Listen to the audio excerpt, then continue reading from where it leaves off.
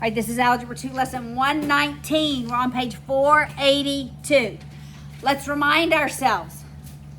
If I have a less than, it's a conjunction. What's a conjunction? Between, that's right.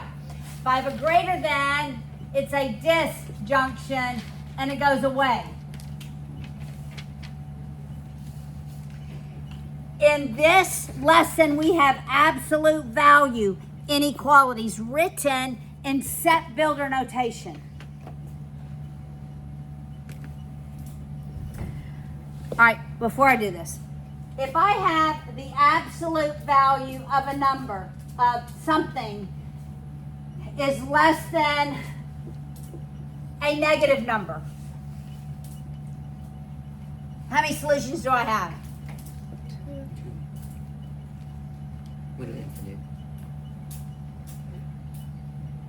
Can I put anything in here No solution. and it be less than a negative number? No solution. It's an empty set. No solutions. Now, what if I have something greater than a negative number? How many solutions do I have? How many? Is there any number that I can't put in there that would make that? Or is there any number that I can put in here that would make that false? Any number? No. Can I put in negative 100? Yeah. It's 100. Can I put in a million? Yeah. It's a million. Can I put in negative 150,000? It still works. So it's all reals. Okay, don't forget those two overarching rules, okay? All right, now we have absolute value binomials. Look at the first example. It says X is a set of all reals. That's how you read that. X is a set of all reals such that, now I want you to do them all as reals, not integers. Remember, that's my deal. Such that the absolute value of X minus 2, absolute value of X minus 2 is less than 4. All right, I have my absolute value by itself, nothing multiplied. Once I have my absolute value by itself, everything else on the other side, I read the sign, I tell my brain it's a conjunction. Always, when I have absolute value, I'm writing two equations. I'm dropping the absolute bars, and I'm solving it. And I'm dropping the absolute bars, changing the direction of the sign, changing the sign of the constant.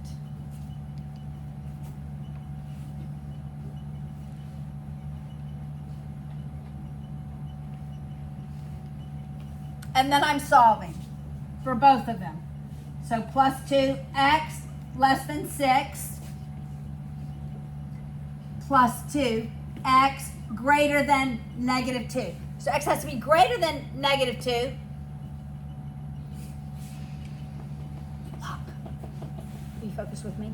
I don't understand this pH one. Okay. Can you come right here and then I'll answer your question in there, okay? X has to be greater than negative 2, but less than 6. So if I'm graphing it on a number line, I have open indicators. Or if I'm writing it in interval notation, it looks like that.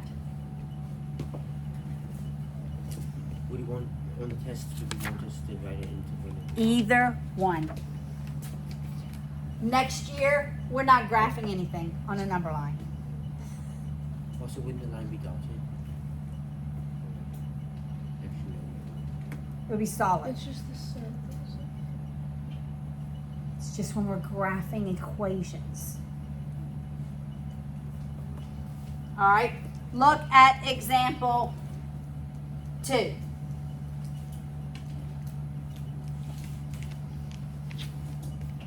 Example 2 says X is an element of integers, but are we doing integers?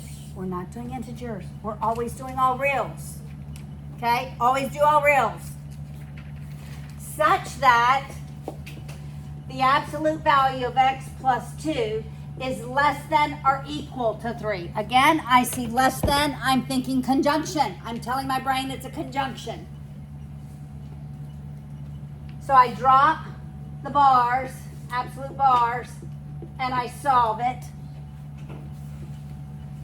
And I drop the bars, I change the sign, I don't lose my equality, right? And I change the sign of the constant. You got it? Always 2. Subtract 2 from both sides, less than or equal to 1. Subtract 2 on both sides, greater than or equal to -5.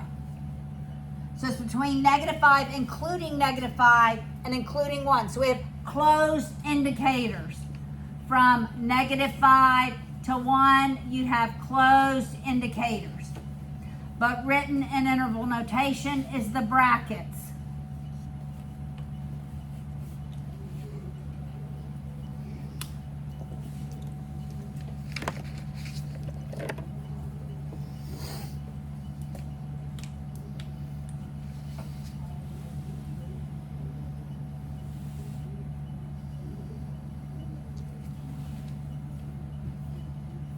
All right, those are our conjunctions. Now we're going to look at a couple of disjunctions. You work them the same way, but when I see that greater than sign, I'm telling my brain it's a disjunction. All right, so example 3, they don't even write example 3 in the same format. I'm sure this is a typo. X minus 2 greater than 3. I am telling my brain that is going to be a disjunction.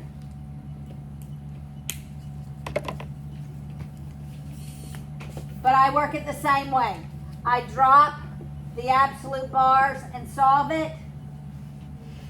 I drop the absolute bars. I change the sign, change the sign.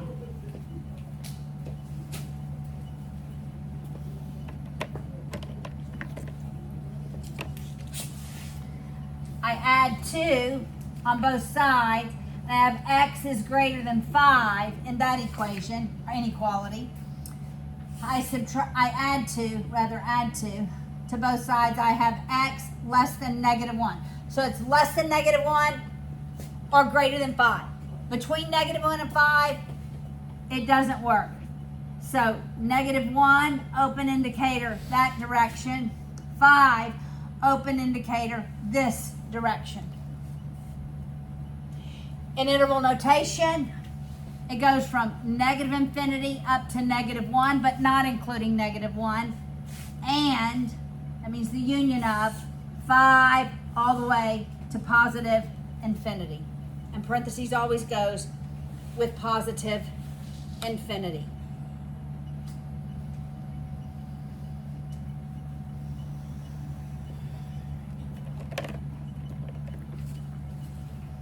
And our last example, we are going to make it. I'm so very thankful. All right, so this is not anything really new, right? Okay.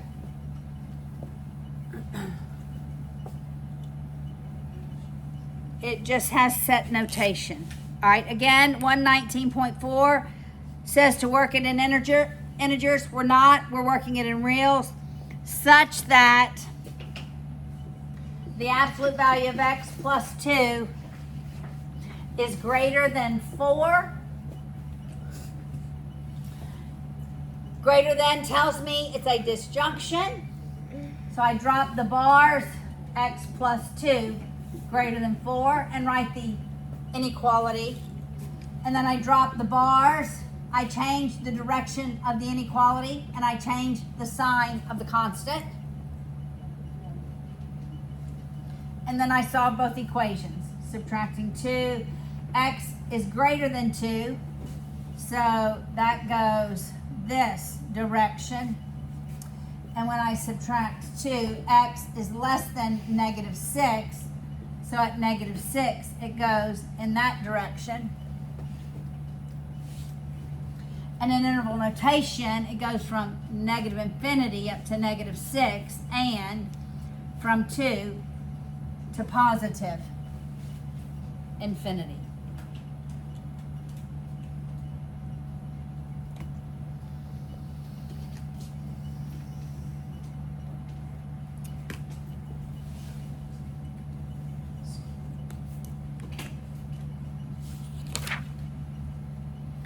Okay, let's work 18 and 19 from this homework. I'm going to keep the video going.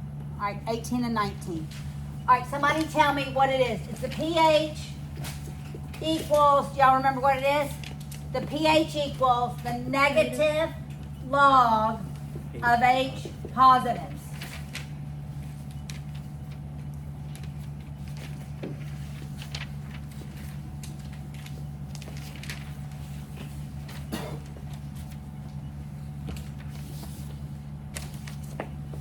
All right, number 18 on page 486 says find the pH when the H positives is 9.52 times 10 to the negative 12th. When we're finding the pH and the H positives are given, you're just entering it into your calculator. The log. You're just going to enter it in your calculator. When you're solving for the how many hydrogens, positive hydrogens you have, that's when you have to go to exponential. Like I got a negative number. you could have gotten a negative number. This one can be negative. Wait, I forgot to make it. Oh, did you multiply by negative? Okay, you didn't multiply. So put minus the log of this in your calculator.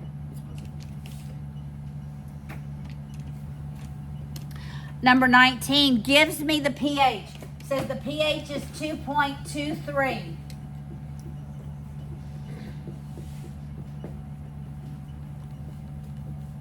For this one, I'm going to move the negative here with the 2.23. Negative 2.23 equals the log of H positives. Then I'm going to convert it to exponents. Because always when I want to solve for the argument, I'm going to exponents. When I want to solve for the exponent, I'm going to logs. So this is 10 to the negative 2.23 equals my H positives.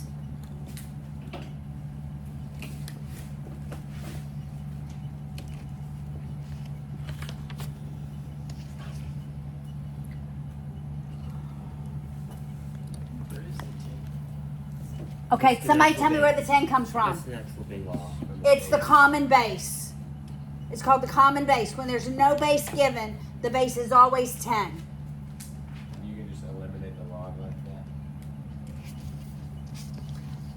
We're writing the equivalent exponential statement.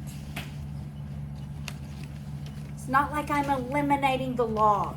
I'm taking a logarithmic equation and writing it in the equivalent exponential statement.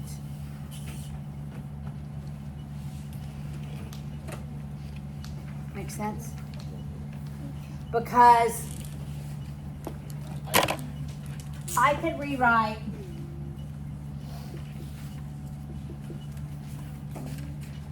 that in exponential form. That's the same thing as 10 squared equals 100.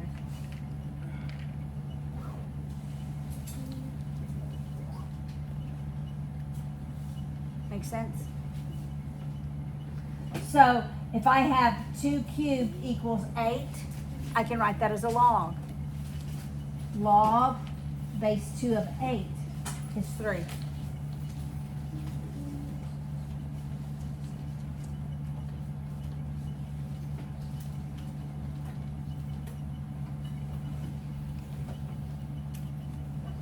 Yeah, you absolutely need it.